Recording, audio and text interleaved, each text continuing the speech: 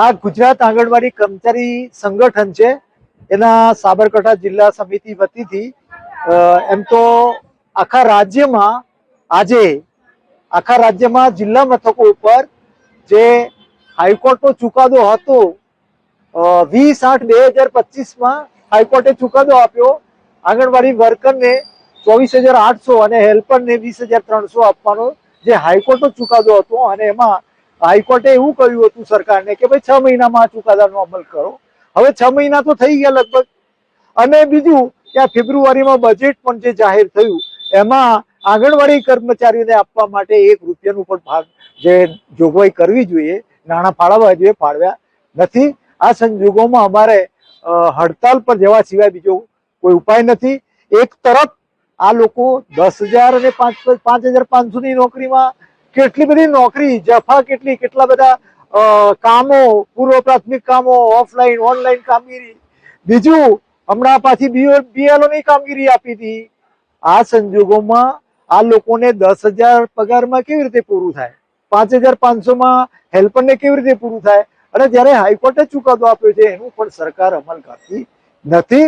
અમે ગુજરાત આંગણવાડી કર્મચારી સંગઠન આગામી સમયમાં મજબૂત લડત આપીશું. જરૂર પડશે તો અમારી સુપ્રીમ કોર્ટમાં પણ જવાની તૈયારી છે. દિનેશ પરમાર, હું CITU-માં, આ સંગઠન CITU સાથે સંકલિત છે, કેન્દ્રીય ટ્રેડ યુનિયન ઓફ ઇન્ડિયન, એમાં હું જિલ્લાનો પ્રમુખ છું. મારું નામ પઢિયાર મીનાબેન ભરતસિંહ, ઈડર ભીલવાસ આંગણવાડી કાર્યકર. આજે અમારે પડતો પ્રશ્નો વિશે અને હાઈકોર્ટના ચુકાદા વિશે અમારે અહીંયા આગળ આવેદનપત્ર આપવાનું છે. ઘણા સમયથી અમે આ પ્રશ્નો રજૂ કરીએ છીએ, પણ એમાંથી અમને કોઈ જ જવાબ મળતો નથી.